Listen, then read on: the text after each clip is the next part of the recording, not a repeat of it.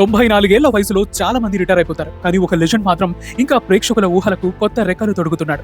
Telugu cinema చరిత్రలో పుష్పక విమానం, కాలాన్ని దాటేసిన ఆదిత్య 369, ఫ్యాంటసీకి కొత్త అర్థం చెప్పిన భైరవ ద్వీపం, ఇలాంటి అద్భుతాలను అందించిన లెజెండరీ దర్శకుడు సింగీతం శ్రీనివాసరావు గారు ఇప్పుడు 94 ఏళ్ల వయసులో కూడా మరోసారి తన సృజనాత్మకతతో ప్రేక్షకుల ముందుకొచ్చారు.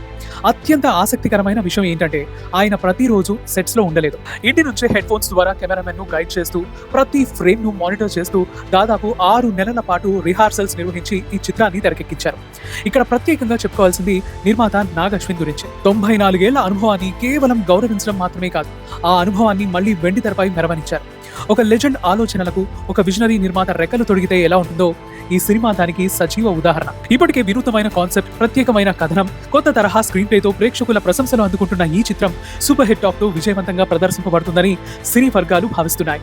ఒక విషయం మాత్రం నిజం, వయసు శరీరానికి మాత్రమే, సృజనాత్మకతకు కాదు. 94 ఏళ్ల వయసులో కూడా కొత్త ఆలోచనలతో ప్రేక్షకులను ఆశ్చర్యపరుస్తున్న సింగీతం శ్రీనివాసరావు గారికి హ్యాట్స్ ఆఫ్. అలాగే ఆ విజన్ మరోసారి ప్రేక్షకుల ముందుకు తీసుకొచ్చిన నాగ్ అశ్విన్ కి కూడా ప్రత్యేక అభినందనలు. మరి మీరు ఇప్పటికే సింగీతం సినిమా చూసారా? చూసి ఉంటే ఈ సినిమా మీకు ఎలా అనిపించింది? కథ, స్క్రీన్ ప్లే, కాన్సెప్ట్ లో మీకు బాగా నచ్చిన అంశం ఏంటి? సింగీతం గారి మ్యాజిక్ ఇంకా పనిచేస్తుందా లేదా? మీ రివ్యూ ఒక్క మాటలో కామెంట్ చేయండి. ఎందుకంటే ఒక మంచి సినిమాను సెలబ్రేట్ చేయడం ప్రేక్షకుల బాధ్యత కూడా.